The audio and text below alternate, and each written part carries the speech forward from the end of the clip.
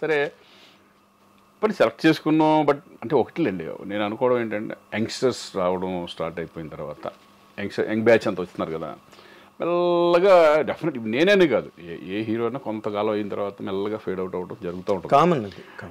ఒక చిరంజీవి గారికి బాలకృష్ణ గారికి వాళ్ళకి కొన్ని తప్ప అదేంటంటే భయంకరంగా ఇమేజ్ ఉంది కాబట్టి, వాళ్ళకి ఫ్యాన్ ఫాలోయింగ్ భయంకరంగా ఉంది కాబట్టి వాళ్ళు సస్టైన్ డెఫినెట్గా అవుతారు.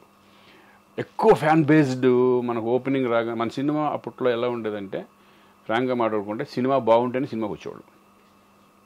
ఓపెనింగ్లో కొట్టేసేసి అంత సీన్ లేదు.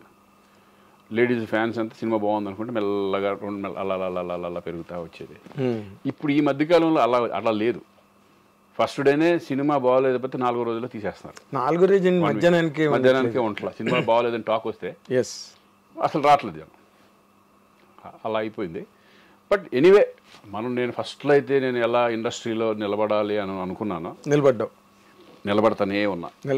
ఏదో ఒక రూపంలో క్యారెక్టర్ అవనండి. ఇప్పుడు వచ్చిన మన ఈ మధ్య కోటబొమ్మాళి ఒక మెయిన్ లీడ్ క్యారెక్టర్గా ఈ టైంలో కోటబొమ్మాళి అన్నది రావడం, నీకు అలాంటి క్యారెక్టర్ రావడం అసలు మార్వెలస్. ఆ పెర్ఫార్మెన్స్ కానీ నువ్వు ఎంత బాగా సూట్ అయ్యావంటే ఆ క్యారెక్టర్కి, అంటే పీపుల్ బిలీవ్డ్ యూ. ఒక సిన్సియర్ పోలీస్ ఆఫీసర్ అంటే నువ్వు ఇన్నాళ్ళు నిలబెట్టుకున్న ఒక రికార్డ్ ఏదైతే ఉందో, మంచివాడు శ్రీకాంత్, నిజాయితీ గలవాడు, ఫ్రాంక్ అన్న ఇమేజ్ ఉంది చూడు నీకు, అది బాగా ప్లస్ అయింది థియేటర్లో. వాసు వాళ్ళు కూడా అదే ఆలోచించారు. ఎందుకంటే ఈ క్యారెక్టర్ ఏంటంటే చాలా చాలా కష్టం ఈ క్యారెక్టర్ చేయడం తెలుగులో. అంటే ఆయన ఒరిజినల్ చూసుంటారు కదా, జోజు ఆ క్యారెక్టర్ చేయడం చాలా కష్టం. అది అతని బాడీ లాంగ్వేజ్ చాలా డిఫరెంట్గా ఉంటుంది. అవును, పర్ఫార్మెన్స్ లెవెల్స్ కూడా చాలా న్యాచురల్గా, చాలా ఇంట్లో పక్కన చేసుకుంటే ఆ టైప్లో ఎమోషన్స్ అలా టచ్ చేస్తాడు. ఫస్ట్ నేను అనుకున్నాను ఆ క్యారెక్టర్ ఎంతవరకు మనం న్యాయం చేయగలం అనుకున్నాను. వాళ్ళు ఏమన్నారంటే ఆ ఫేస్లో సెంటిమెంట్ పండించగలగాలి, ఎమోషన్ ఉండాలి, అన్ని రకాలుగా ఉంటే కనుక న్యాచురల్గా చేసుకుంటూ వెళ్ళిపోవాలి అనే పద్ధతిలో అనుకున్నాం. అతను ఇమిటేట్ చేయడం వాసు నేను డిస్కస్ చేసుకున్నప్పుడు ఏంటంటే మన పద్ధతిలో మనం వెళ్ళిపోదాం. నేను వాళ్ళని ఇమిటేట్ చేసి వాడు ఇమిటేట్ ఇప్పుడు యాజ్ ఇట్ ఈజ్ దింపాలంటే ప్రతి సీన్ చేసుకుని చేయాలి. బట్ దానికి దీనికి చాలా మార్పులు ఉన్నాయి, బాగా మార్పులు ఉన్నాయి. నా రూట్లో నేను చేసుకుంటూ వెళ్ళిపోయాను అంతే. దానికి కష్టపడింది కూడా లేదు. ఆ ఫీలింగ్స్ డైరెక్టర్ ఏం చెప్తే అది, అంటే నీకు కష్టపడడానికి ఏముంది, ఇన్ని సినిమాలు చేసి ఇన్ని వేరియేషన్స్ క్యారెక్టర్ అర్థం చేసుకుంటే చాలు అంతే. అది నువ్వు ఎమోషన్స్, క్యారెక్టర్లో ఉన్న ఎమోషన్ అర్థం చేసుకున్నావు అంటే. అవును, అసలు ఆ లాస్ట్ సీన్ ఉందే, నాకు ఈ ఉద్యోగం కాకి బట్టలు ఇచ్చింది కానీ కుటుంబాన్ని దూరం చేసింది. ఆ డైలాగు నిజంగా అసలు థియేటర్లో క్లాప్స్, ఆ థియేటర్ డైలాగ్ సీన్స్ బాగా ఎమోషన్ బాగా టచ్ చేస్తుంది. అంటే కామన్ పోలీసు ఎంత స్ట్రగుల్ పడుతున్నాడు నిజంగా. ఒక మామూలు మిడిల్ క్లాస్ లాగానేగా అంతే పోలీస్ అంటే. పెద్ద రేంజ్లో ఉన్నవాళ్ళు దట్ ఈస్ కొంచెం డిఫరెంట్గా ఉంటుంది. ఒక పోలీస్ అనే అతను ఇప్పుడు మన మిడిల్ క్లాస్ పీపుల్ ఎలా ఉంటారో ఆ టైప్ ఆఫ్ అనుకోవాలి మనం. అంతే, వాళ్ళ స్ట్రగుల్స్ వాళ్ళకు ఉంటాయి. అయ్యో వాళ్ళు మనుషులే కదా.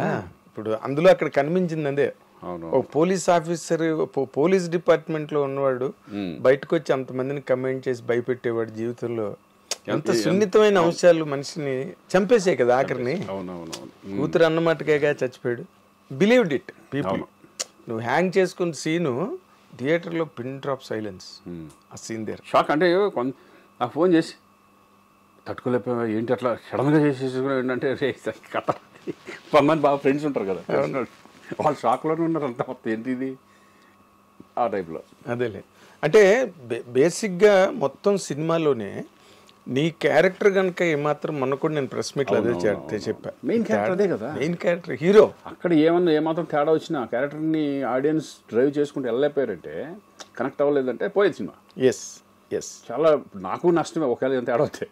అంతే కదా. ఇప్పుడు ఇందాక నువ్వు మహాత్మా గురించి చెప్పావు కదా, ఇప్పుడు నీ కెరీర్లో డిజాస్టర్స్ హిట్లు ఎన్ని ఉన్నాయో డిజాస్టర్స్ అన్ని ఉన్నాయి, టు బి వెరీ ఆనెస్ట్. అవును కదా. లక్కీగా ఏంటంటే నేను యాక్టర్గా నేను ఎప్పుడు ఫెయిల్ అనుకుంటున్నాను. నేనైతే యాక్టర్గా ఎక్కడ కూడా నాకు మైనస్ అనేది పడలా, దేవుడి దయ వల్ల. లక్కీగా సినిమా పోయినా సినిమా మీద వెళ్ళిపోయేది, కానీ శ్రీకాంత్ బాగా చేయలేదని రాలేదు. శ్రీకాంత్ బాగా చేయలేదు, నీకు 2 కాసాయి.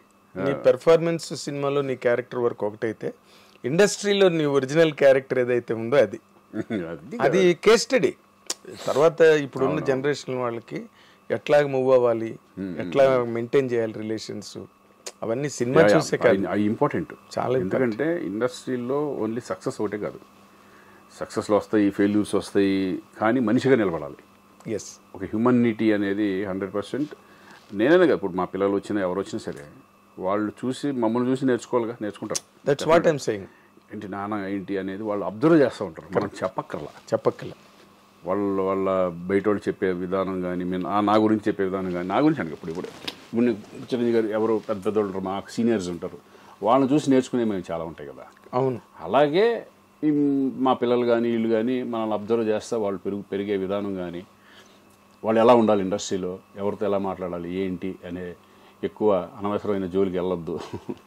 ఇటువంటి అవును, అవసరమైన పట్టించుకోవడానికి టైం సరిపోదు, సరిపోవట్లేదు. మళ్ళీ అనవసరమైన చూసాక మొన్న అనవసరమైన పట్టించుకుంటే